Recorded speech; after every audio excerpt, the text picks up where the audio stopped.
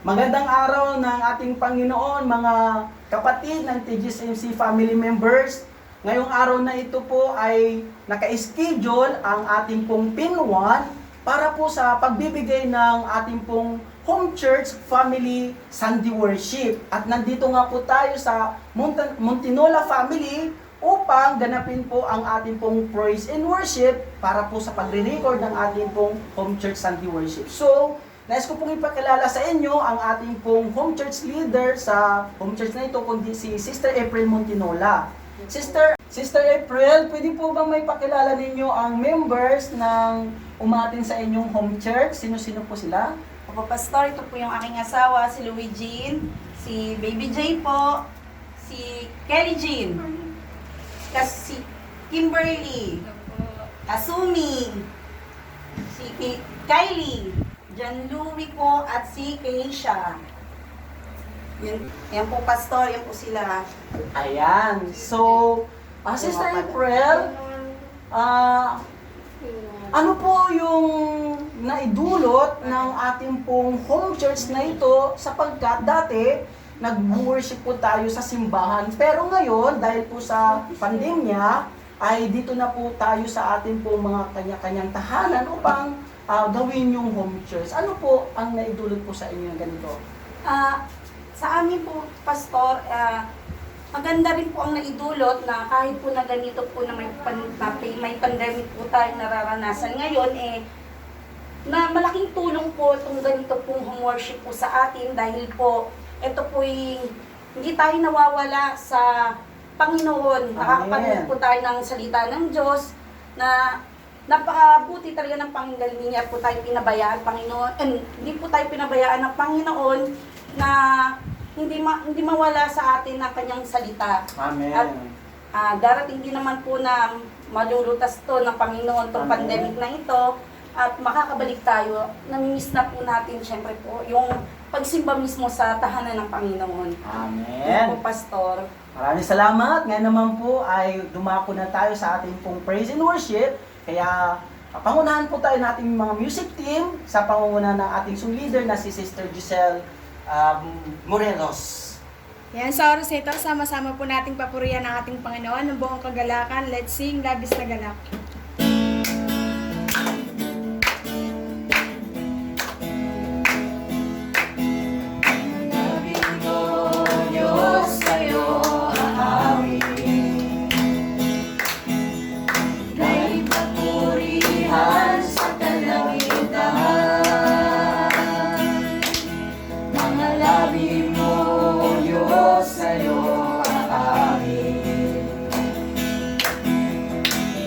Papurihan sa kalangitan, ating kamay itataas ka, pangalan mo'y luwalhati, pagkat ikaw, O Diyos, ay dakila. Dapat sa siyang magbigay papuri, labis na nanggap na naramdaman. Pupurihin ka sa bawat tutugan, pupurihin ka sa bawat dalang, itataas ang ngalan mo magpakailanman.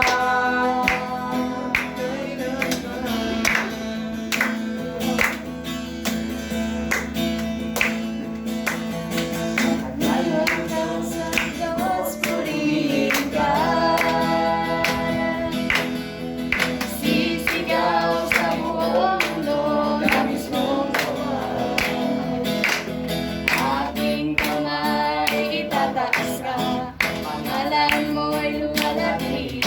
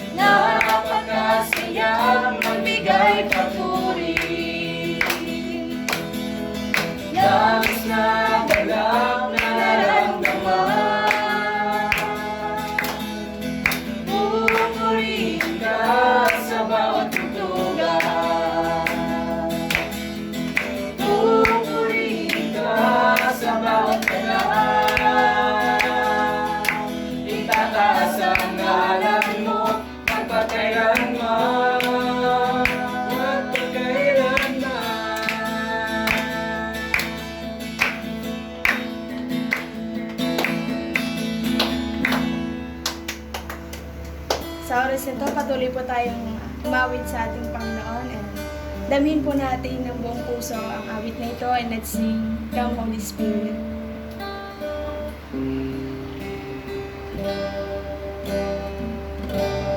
Holy Spirit, fall on me now. I need your anointing, come in your power. I love you, Holy Spirit, you're captivating my soul. And every day I grow to love you more. Come, Holy Spirit, fall on me now. I need your anointing, come in your power. I love you, Holy Spirit, you're captivating my soul. And every day I grow to love you more. I'm reaching for your heart. You are my life in your hands, drawing me closer to you. I feel your power in you. Nothing compares to this place where I can see you face to face. I worship you in spirit and in truth. Once again, let's sing Come Holy Spirit.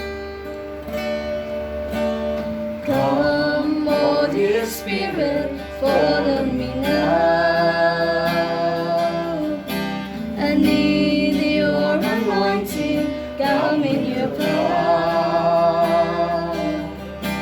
I love you, Holy Spirit, you're captivating my soul. And every day I go to love you more. I'm reaching for your heart. You are my life in your hands, drawing me closer to you. I feel your power in you.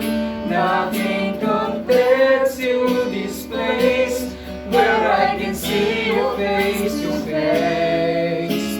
I worship you in spirit and in truth. I'm reaching for your heart. You are my life in your hands, drawing me closer to you. I feel your power in you. Nothing compares to this place where I can see you face to face. I worship you in spirit and in truth. I worship you in spirit and in truth. I worship you in spirit and in truth. Amen. Tayo po yung upo at hingin presensya ng Panginoon. Lord, maraming salamat Panginoon sa oras na ito. Lord, na kami po Panginoon ay tinipon niyo Panginoon upang kayo po Panginoon ay purihin Panginoon at pasalamatan. Lord, maraming salamat Panginoon sa buhay Panginoon na binigay niyo po sa amin, Lord. Kami po nagpapasalamat, Lord, dahil po Panginoon sa oras na ito, Lord, na nagkakaroon po kami ng pandemic, Panginoon, problema, Panginoon, spiritual, Panginoon, na problema, Lord. Nandiyan po kayo, Panginoon, hindi niyo po kami binibitawan, hindi niyo po kami pinababayaan, Panginoon. Lord, napakabuti niyo po, Panginoon, at hindi niyo po kami binibitawan sa lahat ng nangyayari sa buhay namin, na kahit po, Panginoon, na kami ay makasalanan, Lord. Kami po humingi ng aming humingi po ng kapatawaran sa inyo, Panginoon, sa lahat ng nagagawa po namin, Panginoon, sa isip, sa salita, Panginoon, at sa gawa, Lord. Lord, kami po, Panginoon, na inyong patawarin, Lord. Lord, buksan niyo po, Panginoon, ang aming spiritual, Panginoon, na mata, isipan, Panginoon, spiritual, Panginoon, na pakikinig, Panginoon, ang aming Panginoon, buksan niyo rin po, Panginoon, ang aming puso, Panginoon, na sa pakikinig po ng inyong mensahe, Panginoon, na ang magdi-deliver, Panginoon, na inyong pong basbasan na si Pastor Lee, Panginoon. Tanggin niyo po siya, Panginoon, sa inyong likuran. Ganun din po, Panginoon, si Pastor Mir na, Panginoon, Lord. Itago niyo po sila sa inyong likuran, Panginoon, upang hindi, Panginoon, ang kanilang kahinaan, Panginoon, ang aming makita, kundi, Panginoon, ang inyong kabutihan, Panginoon. Ang inyong salita, Panginoon, Lord, nagtitimo sa aming puso, Panginoon, Lord. Lord, balutin niyo po, Panginoon, ng Holy Spirit, Panginoon, ang bawat sulok po ng aming tahanan, Panginoon, upang, Lord, sa bawat mensahe, Panginoon, Lord, na aming maririnig, Panginoon, ay wala pong makakadistract, Panginoon, na gawa ng kalaban, Panginoon. Palayasin niyo po ito, Panginoon, sa pangalan po ng inyong buktong na anak na si Jesus. Lord, kayo po, Panginoon, ang manguna sa bawat isa sa amin, sa puso po namin, Panginoon, Lord. Kayo po, Panginoon, ang hinihiling namin, Panginoon, na Lord, manguna, Panginoon, sa bawat isa sa amin dito, Panginoon, Lord. Lord, kami po muli, Panginoon, ay nagpapasalamat, Panginoon, sa buhay na ibinigay niyo po sa amin, Panginoon. Tanataas po namin ang aming samot dalangin, Panginoon, sa pangalan ng buktong na anak ni Jesus. Amen! Ngayon naman po, ihanda na natin ang ating mga puso't isipan upang tanggapin ang mensahe na ito ay kalakasan sa ating spiritual na idadala ng ating pong Senior Pastor Reverend David Lee at ang ating pong pastoral staff na si Pastora Merna Entrata. Let us welcome! Magandang umaga po mga kapatid sa Panginoon. Tayo po ay narito ngayon sa Tagalog message. Ang pamagat po ay ang Journey of My Covenant or ang aking paglalakbay sa aking tipan. At ito po ay matatagpuan natin sa Acts chapter 9 verse 10 to 15. Dito hindi ko na po babasahin dito ang ating scripture para po mabawasan yung ating oras. Diyan po sa inyong mga home churches, mahalaga po na mabasa po natin ang ating scripture. At ganoon din po, kung nais na pong mapakinggan yung English version nito, panoorin niyo po pagkatapos nito yung ating English worship. Okay po? So yan po. So, ang ating mensahe ngayon ay hango sa testimonya ng buhay ng ating senior pastor bago at pagkatapos na makilala niya ang gospel. Okay? So, yun po. So, before and after na makilala niya ang gospel, paano po ang kanyang buhay bago niya makilala ang or marinig at tanggapin ang gospel? Paano po ang kanyang buhay? Una po, before, siya po ay ipinanganak sa province. At ayon nga sa ating senior pastor na yung probinsya nila ay bihira lang pasukin ng sasakyan sa isang araw, isang beses lang. So, ibig sabihin, yung lugar nila sa probinsya ay liblib at malayo. Okay po?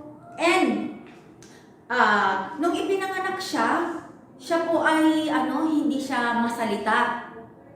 At hirap siya na makisalamuha sa ibang tao, hirap siya na makipag-meet up sa ibang tao. So, naisip niya na, eto na talaga siguro ang buhay ko.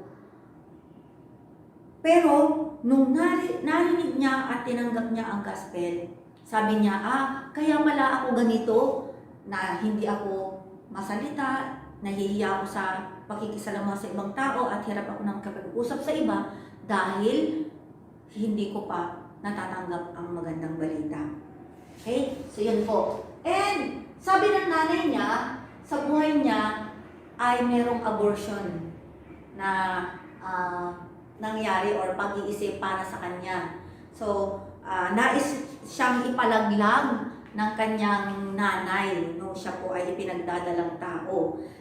Dito pala galing yung kanyang avoidance. Di ba? Aloof siya sa ibang tao. So, kung kayo po ay nakaka-relate, meron po tayong ganun na, some of us meron ganun. Ako meron din ganun dati, may avoidance. So, dito pala nang galing yung avoidance niya sa iba. Kaya hirap siyang makisalamuha sa iba dahil sa event of abortion ng kanyang buhay. So, ibig sabihin nito na siya ay rejected. Kaya meron siyang feeling of rejected. Kaya minsan, iniisip niya na, itong taong, di ba minsan nag-iisip siya na, pag may kausap siya, siguro itong taong to ayaw sa akin. Kaya, mas mabuti pa na hindi na lang ako makipagkita sa kanya, hindi na lang ako makisalamuha sa kanya. Ito yung iniisip niya. Ito ay dahil sa event of abortion. Ang abortion, di ba, ay pagpatay. Kaya, kapag may mahirap na, bakit ba nakakaisip ang isang magulang na magpa-abort? Dahil inisip nila hindi pa nila kaya, hindi wrong timing, so mahirap ang buhay. So, itong abortion ay pagpatay. Kaya,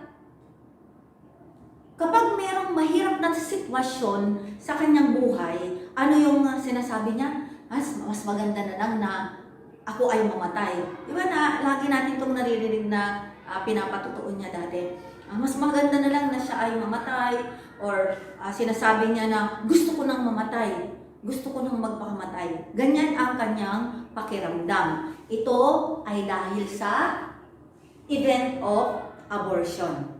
Okay? Tapos, ang kanyang mga magulang ay old, matanda na nung siya ay ipinaglihi or ipinagbuntis.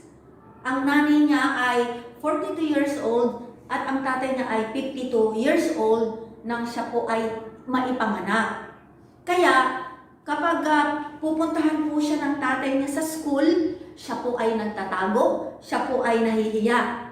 At hindi niya ito matawag na daddy kasi nga nahihiya siya. Sa halip, tinatawag niya itong father. Kasi sa kanila, sa Korea, ang father ay tawag sa mga matatandang lalaki. Kaya, para mapagtakpan yung hiya niya, tinatawag niya itong father. Meron din siyang comparison sa iba. Bakit ganun? Bakit siya matangkad? Bakit siya gwapo? Bakit siya matalino? Kinukumpara niya yung kanyang sarili sa iba. Ito ay dahil nga sa kanyang mga pinang naranasan. Okay? So, meron din po siya poor family. So, siya po ay mahirap, sila po ay galing sa mahirap na pamilya dahil yung tatay niya po, ang tatay ng ating pastor ay, sabi niya, siya ay sugarol. At dahil po sa pagiging sugarol, nauubos po ang kanilang pera at ang kanilang mga ari-arian. So dahil lumaki siyang mahirap, so na-imprint po sa kanyang isip na kailangan kong magsikap, kailangan kong maging matagumpay. Kaya naman ang ginawa niya, siya ay nag-ipon, hindi siya magastos, ipon siya ng ipon. Ganyan po siya noon dahil sa kahirapan. Pero nagbago po yan pagkatapos po niyang makilala ang Panginoon, ang magandang balita, tanggapin ang magandang balita. So gusto niya rin na lagi siyang napapansin. Di po ba? Di ba pag lagi kang nag-a-avoid sa tao, pero nandoon yung damdamin na gusto niya ring mapansin ng ibang tao. So ito ay dahil sa event of being poor. Dahil sa kanilang pagiging mahirap na pamilya. Meron din po siyang severe violence. Yung matinding violente sa buhay niya. Paano po yan? Yung pangatlo niyang kapatid, sila po, lalaki din po, ay lagi siyang binubugbog na halos po ay ikamatay niya. So yun, lagi din siyang binubugbog dahil hindi siya marunong magbasa, dahil hindi siya marunong magsulat. At ang kaya niya lang basahin, ang kaya niya lang isulat yung pangalan niya, ang kaya niya lang basahin yung pangalan niya. Kaya lagi siyang binubugbog dahil yung mga kapatid niya ay matatalino at sila ay top sa klase at presidente pa sa kanilang mga eskwelahan. Kaya, pero ang ating senior pastor, siya raw po ay hindi matalino, hindi siya smart. Kaya binubugbog siya ng kanyang kapatid para, di ba, bakit ba natin sinasaktan pag, kasi para gusto natin siya ay matuto. So yun. Kaya nung oras na yon na siya po ay binubugbog ng kanyang kapatid, ipinangako niya sa kanyang sarili na mag-aaral na siya ng mabuti. Kaya mula noon, kapag siya po ay pumapasok sa klase, lagi po siyang umuupo dyan sa unahan. Lagi siyang nakikinig at lagi siyang nagme-memorize ng kanyang mga lesson sa kanilang paaralan. Sa pamamagitan nitong violence, nagkaroon siya ng fear. Nandoon na bigla na lang merong nararamdaman siyang takot. But mahilig po siyang manood. Gusto niya po yung panoorin yung mga violenteng mga pelikula. So, yun po. Nung nakaraang araw, ay nung mga nakaraang I don't know if weeks ang nakaraan or what. So, may isa siyang nakatagpo na lalaki. Ang pangalan po ay si Christopher. Every Thursday po, kinakatagpo niya ito at sila po ay nagkakaroon ng Bible study. At minsan, papunta siya doon, naglalakad siya, naghanap siya ng isang CR. At yung CR na yun ay may nilalakaran, makitid at walang tao. Then, bigla na lang pumasok sa kanyang isip yung takot na, baka mamaya may sumunod sa akin, baka mamaya saksakin na lang ako dito. Kaya ang ginawa niya, palinga-linga siya. Ikot-ikot ang kanyang ulo sa kanyang pagtingin. So yun, bakit meron siyang ganito? Ito ay dahil sa severe violence na kanyang naranasan nung siya ay maliit pa sa kanyang buhay. Naranasan niya po yan. Kaya sabi niya, ito ay spiritual problem na binigay ni Satanas sa kanya. Kaya nanalangin siya ng ganito. Sa pangalan ni Jesus, lahat ng pag-iisip na ibinibigay mo sa akin, Satanas, ay aking tinataboy at aking pinapalayas. At nung nanalangin siya ng ganon, nawala yung kanyang takot at yung takot na yun na nag-a-appear sa kanyang isip. So, yun po. So, sa pamamagitan nitong past life, sa pamamagitan ng ating past life, ay nararanasan natin ang ganitong uri ng problema dahil sa imprint na ito sa kanyang buhay. Amen po? Paano po siya nagbago? Paano nagbago ang kanyang buhay? Una, naniwala siya sa absolute sovereignty ng ating Diyos. Kagaya po ni Joseph, nung nalaman niya ang gospel, nung natagpuan niya ang gospel, naunawaan niya na lahat ng mga bagay sa kanyang past life, ito ay nangyari dahil sa absolute sovereignty ng Panginoon. Kaya naniwala siya na ito ay hindi useless sa kanyang buhay, kundi ito ay useful. So nais ng Diyos na maligtas ang mga tao dito sa mundo sa pamamagitan niya. That's why kinakailangan niya na maranasan ito. So sa pamamagitan na itong feeling of abortion, sa pamamagitan nitong feeling of old parents, sa pamamagitan nitong feeling of poor family, sa pamamagitan nitong violence, lahat ng tao ay nakakaranas ng mga samot-saring problema at kahirapan sa mundong ito. Kaya gusto nilang magpakamatay, di po ba? At kapag nakikilala niya na ang mga tao sa pamamagitan niya, na ibabahagi niya ang gospel, na ibabahagi niya ang kasagutan sa kanila. Kaya maliligtas ang mga tao. Bakit? Kasi ito ay naranasan niya na. Na-experience niya na dito sa yugtong ito ng kanyang buhay. That's why naniwala siya na merong absolute sovereignty ang Diyos sa kanyang buhay. Amen? So yun po. And kung titingnan po natin si Joseph, si Jose po ay kinapuputan ng kanyang mga kapatid. At siya ay ibinenta nila sa Ehipto at si Joseph po ay naging alipin ni Potiphar at finally nakulong siya at pagkatapos ay naging punong ministro doon sa Ehipto. Bakit? Dahil lahat ng bagay ay absolute sovereignty ng ating Panginoon. Upang iligtas ang Ehipto, di mo ba? Kung wala doon si Joseph, hindi maliligtas ang Ehipto sa tagutom, 7 years. At para maligtas ang Ehipto, at para maligtas ang lahat ng tao sa mundo. Kung hindi po napunta si Joseph dito sa Egypt, papaano po siya, kung hindi siya dinala doon ng kanyang mga, ibinenta doon ng kanyang mga kapatid, hindi siya makakarating sa Ehipto, hindi po ba? At papaano niya maiililigtas ang Ehipto at papaano siya magiging punong ministro, hindi po ba?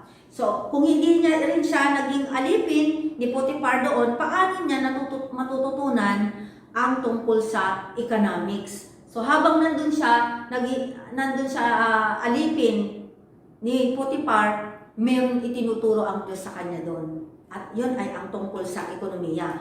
At kung hindi rin po siya nakulong doon sa kulungan, paano po siya matututo tungkol sa politika?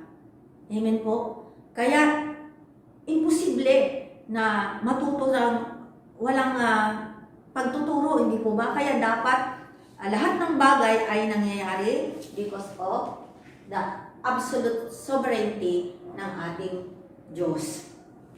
Okay? So, ipinapahintulot ng Diyos na mangyari ito upang ma-realize mo ang gospel. So, kung nakakaranas ka ng mga problema at kahirapan sa buhay ngayon, hindi po yan aksidente at hindi po yan wala lang. Lahat po ay merong pagtuturo ang ating Panginoon. So, kung na-realize mo na itong gospel, then, pag na-realize mo ang gospel, then nothing will be everything. Ibig sabihin, yung kawalan mo ay magiging lahat ng bagay. Amen? So, before knowing the gospel, bago niya nalaman yung gospel, siya ay wala. Di po ba? Kung titingnan natin yung kanyang beginning. Siya ay wala. Pero, pagkatapos na malaman ang gospel, ang lahat ay naging everything. Bakit? Dahil alam mo na ngayon ang gospel. Gospel ay everything. So, ang gospel ay napakahalaga at ito rin po ay maibabahagi natin ang kasagutan na ito doon sa iba. Amen. So, ayon kay Apostol Pablo, para daw matamasa natin ang Kristong ito, kinakailangan na itapon daw natin. Itapon natin ang lahat ng bagay sa atin na parang na parang basura. So, yun, itapon daw natin yun. And, dito po, makikita po din natin yung status and authority. Okay? Dahil, ang ibig sabihin nito, dahil sa gospel, ikaw ngayon ay anak na ng Diyos. Ano ang status mo? Anak ng Diyos. Ano ang authority mo? Authority o kapangyarihan na nanggagaling sa Diyos. So, ikaw ay anak ng Diyos, ako ay anak ng Diyos, at nananahan ang banal na Espiritu sa akin. At ang ating Diyos ay gagabayan ka sa iyong buhay.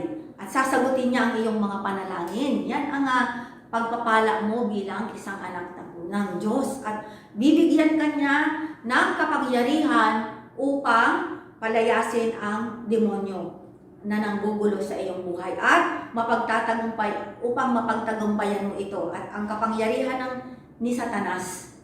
So sa authority na ito, mapagtatagumpayan mo si Satanas at ang kanyang mga ginagawa. At sa gitna ng kapahamakan, ipapadala ng Diyos ang kanyang mga anghel upang protektahan ka. Yan po ang status mo bilang anak ng Diyos at ang iyong kapangyarihan. Kaya, hindi tayo dapat na mag-aalala. Pagkatapos na malaman mo itong gospel, ang buhay niya ay nagbago. Amen? At dito, dati,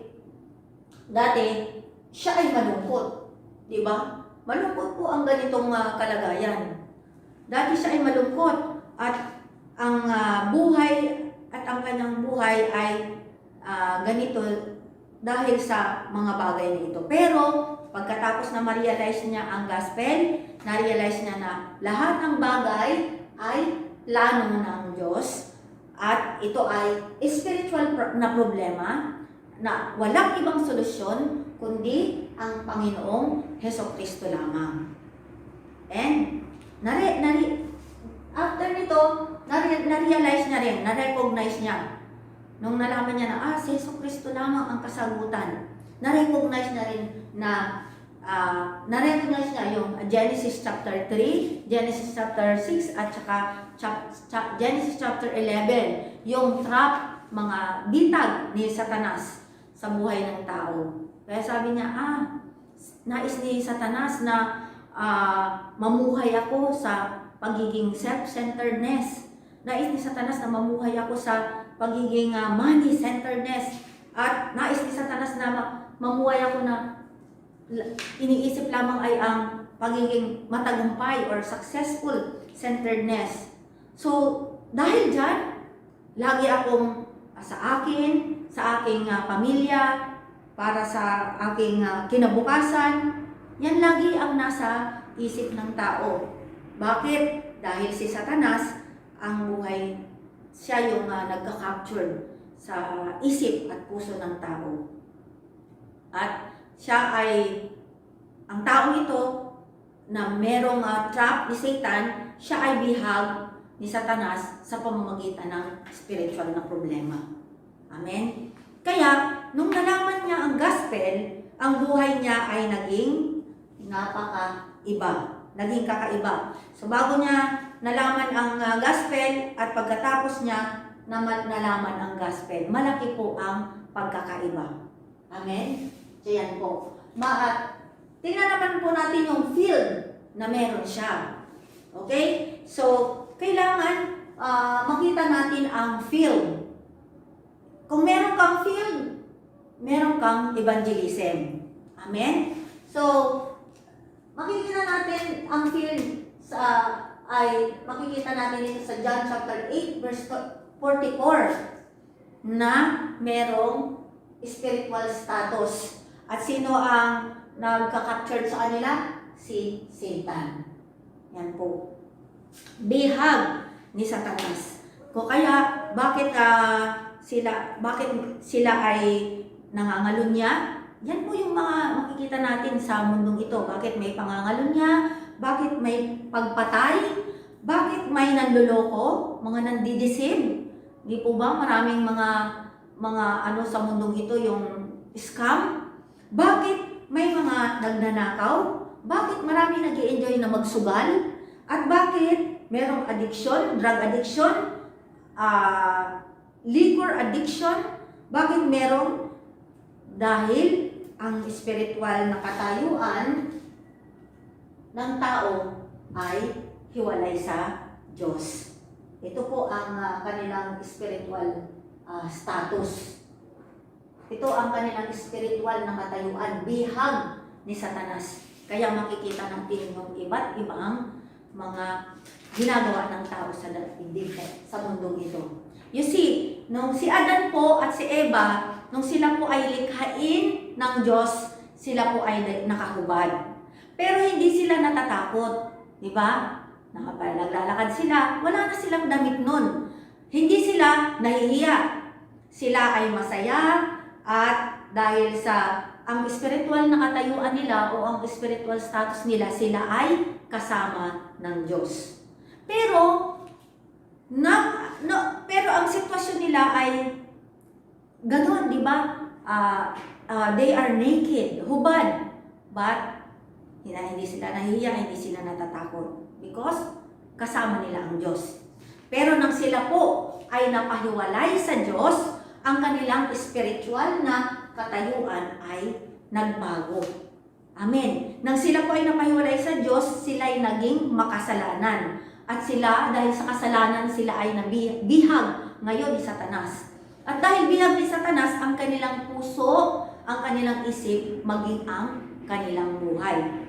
Kaya sabi nila, nung tinanong sila ng Diyos bakit sila nagtatago, ang sabi nila, Lord, kasi po, takot ako sa inyo. Kasi ako po ay hubad, sabi nila. At sila ay nagtatago doon sa likod ng puno. So, ibig sabihin, bakit sila natatakot? Bakit sila nahihiya? Hubad naman na talaga sila sa simula pa lang. Di ba? Okay? So, ito po ang napakagandang pag-isipan natin. Ang ibig sabihin nito, hindi dahil doon sa aktual na sitwasyon kung bakit tayo nagagalit, kung bakit tayo na-upset or natatakot. Hindi dahil doon sa actual na sitwasyon.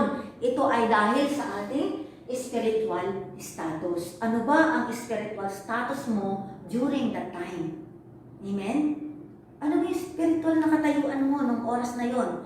Nung ang kanilang spiritual na katayuan ay kasama ng Diyos, hindi sila nag-alala. Hindi sila natakot, hindi sila nag-alala. Pero nung nabago ang kanilang spiritual na katayuan, sila ay nag-alala at sila po ay natakot. Amen? So, pag-isip-isipan po natin yan.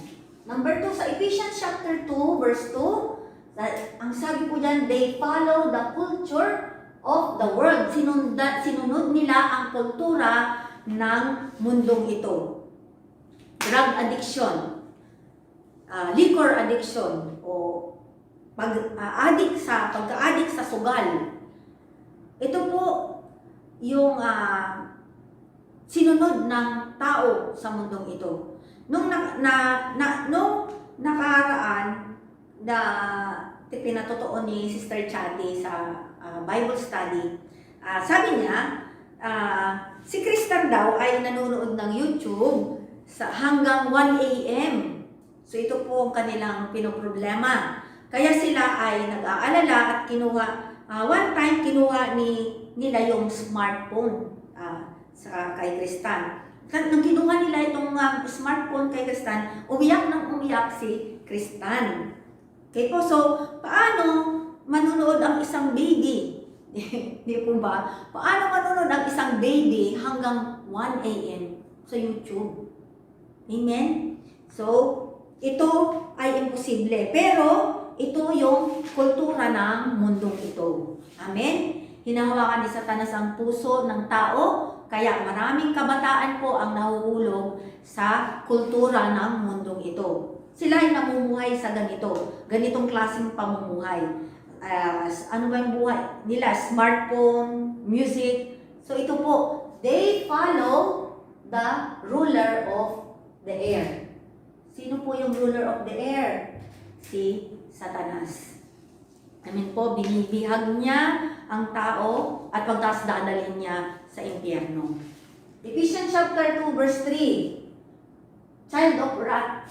Ibig sabihin, yung puot ng Diyos ay nasa sa kanila. Amen. Yan po yung child of wrath o puot ng Diyos.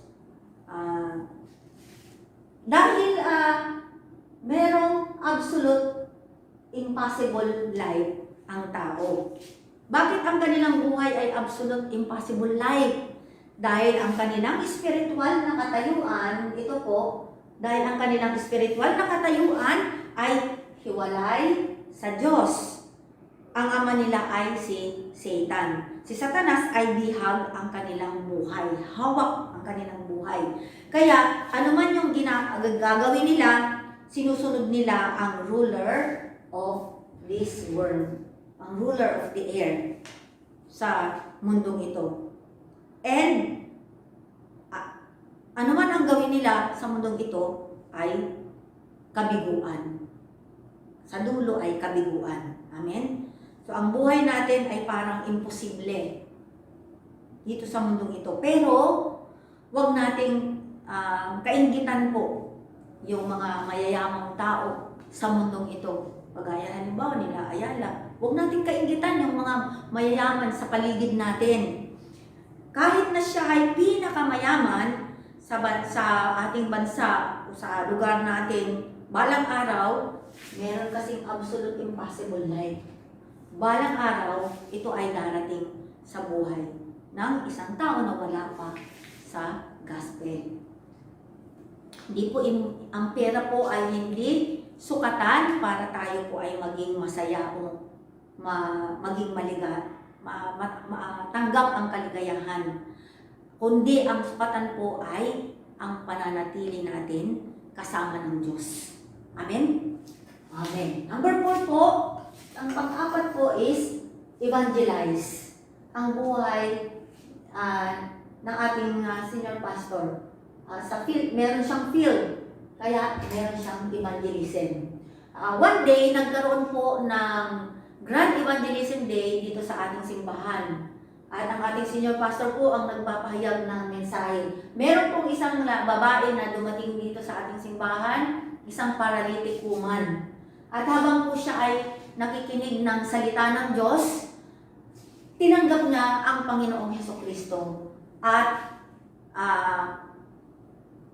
nung dumating po siya dito, hirap po siyang maglakad dahil paralitiko nga po. Then, nakikinig siya ng magandang balita na pinapayag ng ating senior pastor at tinanggap niya si Hesukristo. At pagkatapos po nun, naranasan niya po ang kagalingan. Bakit? Kasi, nung tinanggap niya si Hesukristo, itong si Satanas ay lumayas sa kanya. Kaya, gumaling siya. Amen. So, yan po. And, meron pong nakatagpo si Pastor Lee, si Pastora Joy. Si Pastora Joy po ay merong istorya sa buhay niya na siya po ay naging ate or kasambahay nila Pastor Lee. At meron po siyang istorya sa kanyang buhay na gusto niyang magpakamatay. At umabot po siya sa 5 beses na pag-a-attempt para magpakamatay. Pero hindi siya mamatay-matay. Hanggang ngayon po, siya po ay buhay. At nung siya po ay binahagi na ng ating senior pastor ng magandang balita na ang problema mo ay spiritual na problema, hindi mo problema, kundi ito ay spiritual na problema. At ang solusyon nito ay walang iba kundi si Hesukristo lamang. Tinanggap ni Pastora Joy si Hesukristo. At nang na-realize niya yung gospel, siya po ay nag-aaral sa Bible College. At ngayon po siya ay naging pastora. Siya po ay nagmi-minister ngayon doon sa Mindanao. Ayan po, si Pastora Joy. Amen? And, yung kanina nabanggit natin si Christopher. Si Christopher po ay nakilala ng ating senior pastor sa Korea. Siya po ay Catholic Christian at Pilipino. Every Thursday, meron po silang Bible study doon.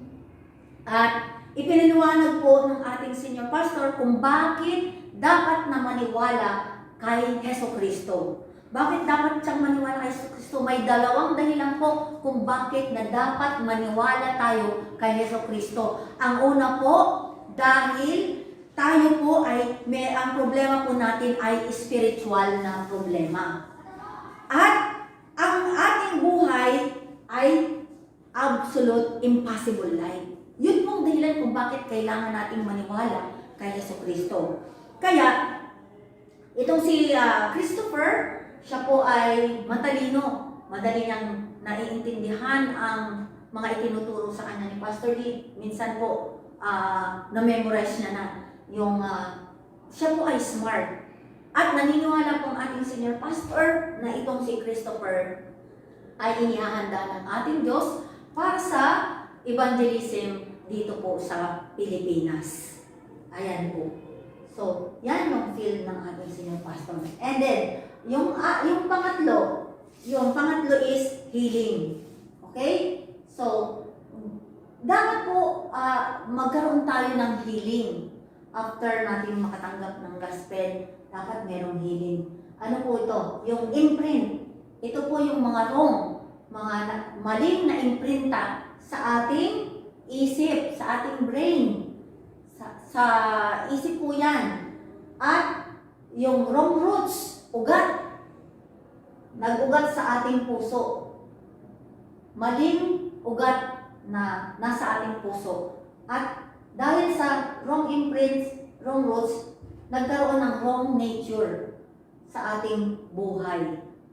So, kinakailangan po na ito ay gumaling sa pamamagitan ng gospel. Dahil po, hindi ito gumagaling, meron po tayong tinatawag na background mental problem. Background mental problem. Why? Mahirap para sa ating senior pastor na makipag-usap sa iba. Bakit mahirap sa kanya na makisalamuha sa iba or makipagkita sa iba? Dahil po ito sa background mental problem. So, yung kailangan na ito po ay gumaling. Itong wrong imprints, wrong roots, wrong nature, kailangan po na ito ay gumaling. Bakit po? Dahil kung hindi ito gagaling, patuloy po na magkakaroon tayo ng background of mental problem. Bakit? Yung sabi nga natin kanina na, why? Bakit na hirap siya ng makisalamuha? Ayaw niya, iniisip niya na pag nagsalita itong tao, ay siguro ayaw nito sa akin. So yung mga ganun. Kapag hindi ito gumaling, patuloy po na mararanasan natin na yung mga hidden problem sa ating buhay. Amen po? So yun. And bakit dumating ito? Kasi nga, bakit nagpapatuloy ito na nararanasan ng isang tao? Kasi nga, hindi pa nga gumagaling yung mga wrong imprints, wrong roots, and wrong nature sa ating buhay. So ano ang kasagutan dito? Walang ibang sagot kundi si Kristo lamang. Amen po. Only Jesus Christ. Sabi nga po sa Romans chapter 10 verse 17, sa pananampalataya, sa pamamagitan ng pakikinig ng salita ng Diyos ay nanggagaling ang pananampalataya. Ang pananampalataya comes from the message of Christ. So, kapag nakikinig tayo ng mensahe, nagkakaroon tayo ng pananampalataya. Tandaan po natin yan. Hindi sayang yung oras mo na nakikinig ka ng mga mensahe. Dahil meron nga nililikha sa'yo. At tayo ay gumagaling. Hello! Tayo po, habang nakikinig tayo ng salita ng Diyos, tayo po ay nagkakaroon ng pananampalataya at gumagaling sa pamamagitan ni Kristo. At nagkakaroon tayo ng new frame. Kasi nga, gumagaling, nabago yung imprint, nabago yung root, nabago yung nature, ibig sabihin, magkakaroon tayo ng bagong frame sa ating buhay. So, kinakailangan na ang Kristo na ito ay ma-imprint sa ating brain. Ang Kristo na ito ay maging rooted sa ating puso. Kailangan ang Kristo na ito ay maging nature natin sa ating buhay. Amen? So, then, pag ganito tayo, ready na po tayo na pumunta sa ating field and evangelism. Amen? Ang pang-apat po ay ang biblical evangelism movement. Ito po ang sinusundan ngayon ng ating punong pastor na makikita po natin sa Acts chapter 11 to 28 sa pamamagitan ni Pablo. Sa pamamagitan ni Pablo na yung uri ng evangelism na ginagawa natin is yung sinasabi ng Bible. Ang evangelism po, hindi po ito yung babahaginan mo siya tapos babahaginan mo siya ng gospel tapos dadalhin mo sa simbahan. Hindi po ganun yun. Kundi, yun nga, sinusunod natin yung ginawa ni Apostol Pablo na uri ng evangelism. Na kapag na-evangelize kita, halimbawa, kapag na-evangelize kita, itong taong ito ay mag-i-evangelize din. At itong taong ito na in-evangelize niya ay mag-i-evangelize din. Di po ba? So, wala ako ngayon dito kung walang nag-evangelize sa akin. So, pagkatapos ko, meron akong i-evangelize. Ganun po yung proseso ng evangelism na ating pong sinusundan. Amen. And bakit? Kasi nga, kapag ang ginawa natin ito ng tuloy-tuloy, dapat may magpapatuloy sa pagbabahagi ng salita ng Diyos. Dahil yung aking problema, ito rin po ay problema ng mundong ito. Amen po? Hindi ko lang problema. Yung problem ko, problema ng mundong ito. At yung answer ko, si Kristo. At siya rin ang answer ng mundong ito. Amen po. Naunawaan po ninyo? So, ito ang kasagutan. Yan ang sagot sa mundong ito. Dahil, ano yung sagot? Yan po yung nasa Genesis chapter 3, verse 15, na si Jesucristo ay naging naging hari para wasakin ang gawa ng diablo. Amen? Sa Exodus chapter, ito yung Genesis chapter 3, verse 15, ito yung offspring of a woman na si Jesucristo ang siyang dudurog ng ulo ni Satanas. So, siya yung king. Kailangan niya maging king para wasakin ang gawa ni Satanas. Sa Exodus chapter 3:18 naman, ito yung blood sacrifice na kinakailangan ni Jesus na maging pari para malutas ang problema ng kasalanan. At sa Isaiah chapter 7 verse 14, si Jesus ay kinakailangan na ito ay tumutukoy sa Emmanuel. At si Jesus ay kinakailangan na maging propeta para magbigay daan na makatagpo ng tao ang Diyos. Amen po. So, yan po. And sa Matthew chapter 16, verse 16, ito naman po yung Kristo. So, yung Kristo, ito yung si Jesus bilang king, bilang prophet, bilang priest, at bilang prophet. So, Christ, yan yung posisyon na ginampanan ni Jesucristo. Amen po. Yun. And tingnan po natin ang TGSMC at ang pastor. Ang TGSMC ay unique church. Ang ating pong simbahan ay isang kakaibang simbahan. Bakit? Dahil ang ating simbahan po ay naghahayag ng real gospel. At ang ating pong church, siya ay nagdi-deliver po ng totoong gospel. At ang ating senior pastor ay nagbabahagi ng tunay na gospel. Kaya sinasabi natin na kakaiba ang Tumanagon Mission Church ang ating pastor. Bakit? Kasi ito lamang ang church na nagbabahagi ng tunay na magandang balita. Amen? So, kung nakikita mo yung kahalagahan ng iyong simbahan, ng Tumanagon Mission Church, nakikita mo ng kahalagahan, at kung nakikita mo ang kahalagahan ng iyong senior pastor, ibig sabihin, magpapasalamat ka sa Diyos.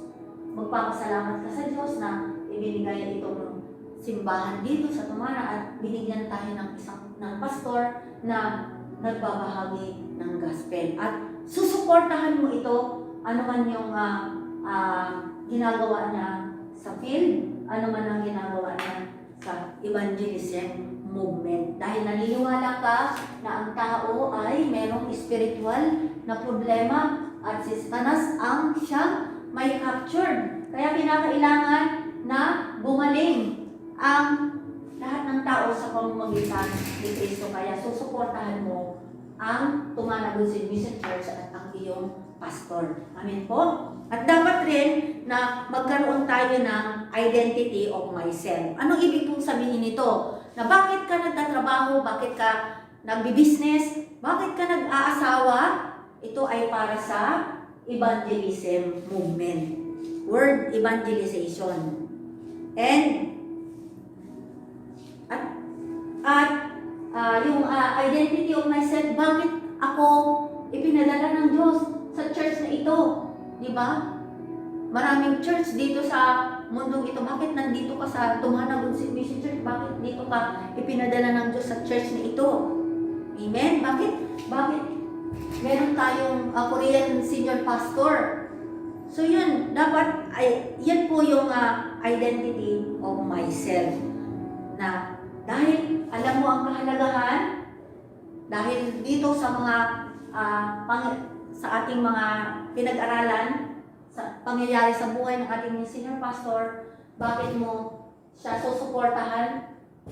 Yan yung identity of myself. Alam mo yan dapat, na hindi ka magdadalawang isip, hindi ka mag-double mind, na kapag nagkaroon ng problema, ay ayoko na sa TGSMC, ay ayoko nang sumunod sa pastor na yan. Hindi po ganon.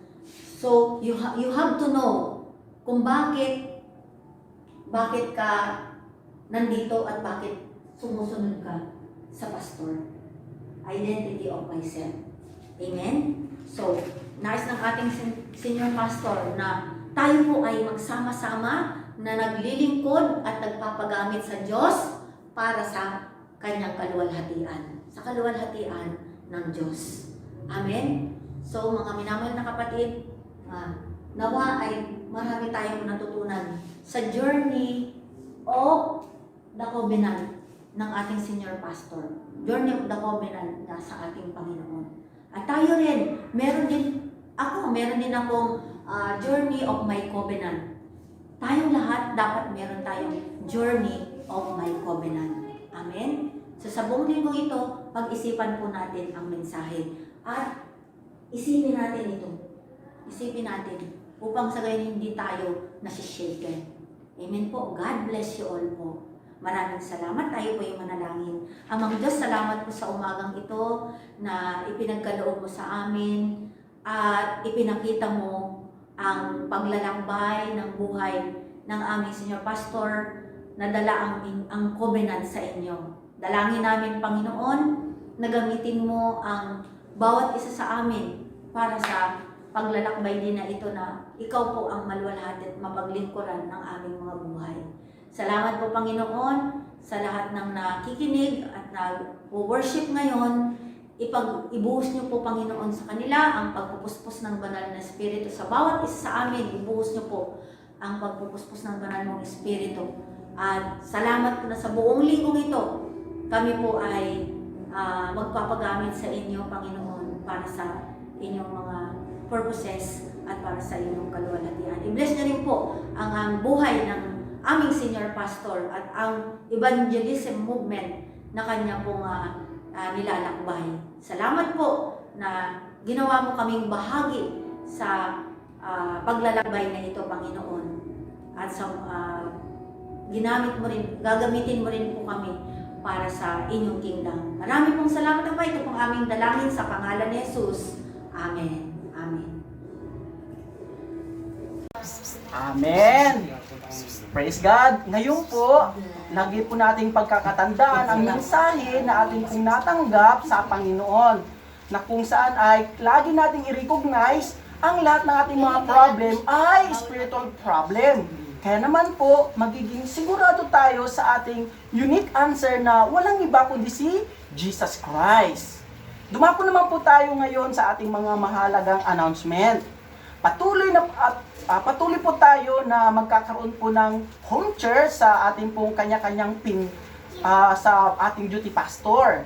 At ang ating pong pagdalo sa ating home church, huwag po natin kalilimutan palagi na magsuot ng face mask at face shield. At magdala na rin po tayo ng alcohol para po iwas po tayo sa hawa-hawa na sakit na ito. At higit sa lahat, huwag natin kalilimutan na sa mga dumadalo ng ating pong mga home church sa ating pong pinupuntahan na membro, ay kung may nararamdaman po tayong simpleng ubo, lagnat o sipon, ay huwag na po tayong tumuloy sa ating pinupuntahang home church. Manatili na lamang po tayo sa tahanan at magsulo na lang po tayo na panoorin ang naka-video sa ating mga cellphone. At idadagdag na lang po ng ating home leader na ang inyo pong attendance sa ating duty pastor. At karagdagan pong announcement natin, kailangan po nating mapanood bilang pong mga member ang ating pong dalawang Sunday worship na message. Kahit na po nakapanood po tayo ng English, pwede rin po natin panoorin ang Tagalog. Lalong-lalo na kung hindi po natin masyadong naintindihan ang ibig sabihin ng English, pwede po rin natin pong panoorin ang Tagalog para lalo po natin maintindihan ang mensahe na ating napakinggan. At malaki pong blessing sa atin na 2 o 3 nating beses na pakinggan ang mensahe nitong linggong ito. At sunod na mensahe, kung mapapansin nyo po nung nakaraang linggo, mayroon na po tayong Sunday School Children Ministry Worship. At napakaganda nga po ang resulta sapagkat ang lahat ng mga bata ay mayroon na po silang home church sa kanilang mga tahanan na marami po ang nakadalo na ating mga kabataan. At tuloy-tuloy po yan dahil ako po bilang lingkod ng Diyos na duty pastor sa ating children ministry ay patuloy po ang ating pong mga music team na mga teachers and children na gagawin po ang ganitong home church sa kanila. Yan lamang po ang mga mahalaga nating announcement na ating pong pagkakatandaan. Ngayon naman po ay dumako naman na po tayo sa ating pong pagbibigay ng kaloob sa pasasalamat Panginoon at tayo ay umawit ng salamat sa iyo at ibigay natin ang ating mga offering ng buong puso at may kasama pong pananampalataya sa Panginoon. Ang tanging alay ko sa iyo, aking Ama, ay buong buhay ko, puso at kaluluwa. Hindi makaya na maipagkaloob. Mamahalin niyas, hinintong nilubog. Panginoon, maraming salamat muli sa araw na to na muli pinagtipon-tipon po kami para magsamba sa inyo. Panginoon, maraming salamat sa mga biyaya, Panginoon, ay pinagkakaloob po sa akin, Lord. Nawa, Panginoon, itong offering namin ay maging pasasalamat, Panginoon, sa kabutihan mo para sa amin. Panginoon, maraming salamat sa araw-araw, Panginoon, ang pag-provide mo sa amin. Lalong-lalo na ngayon, Panginoon, sa sitwasyon namin ngayon, Panginoon. Lord, thank you so much, Panginoon. Lord, binabalik nga po, Panginoon, namin ang aming papuri at pasasalamat, Panginoon, sa inyo. Ito po, Panginoon, ang aming samot na langit, Panginoon, sa pangalan ni Jesus. Amen. Amen! Amen! Ngayon naman po, tayo naman ay dumako na sa ating pong closing song. Awitin natin ang Give Thanks.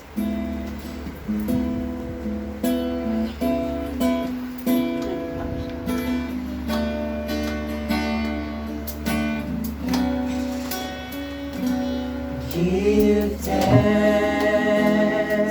with a grateful heart. Give thanks to the Holy One. Give thanks because He's given Jesus Christ, His Son. Give thanks with a grateful heart. Give thanks to the Holy One. Give thanks because He's given Jesus Christ, His Son. And now let the weak say, I am strong. Let the poor say, I am rich, because of what the Lord has done for us. Give thanks. Give thanks.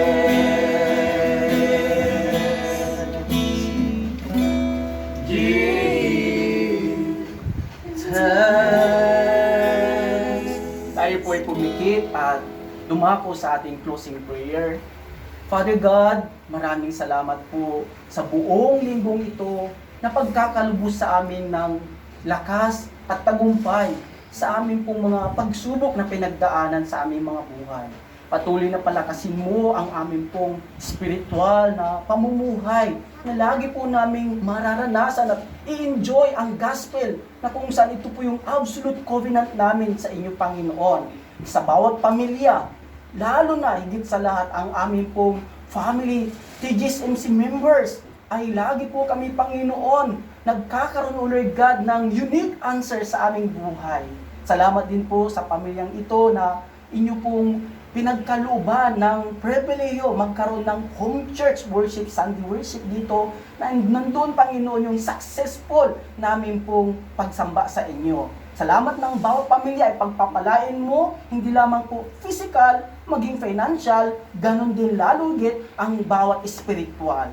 Salamat, Panginoon, at ang aming pong sitwasyon gaya ng pandemyang ito ay ma-overcome namin sapagkat kasama namin kayo. Bless niyo po ang aming senior pastor, ang aming pastor Amena, na bahagi ng iyong magandang balita na patuloy na sila magamit sa inyo pong dakilang pagpapala ng inyong salita. Ito po ang aming sama-samang panalangin sa pangalan ng aming Panginoong Hesus. Amen. Maraming salamat po, TGSMC family members. Sa susunod po muli ay ating pong masasaksiyan ang iba na naman pong home church na gagawin ng ating mga pastoral staff. Bye-bye po! God bless you!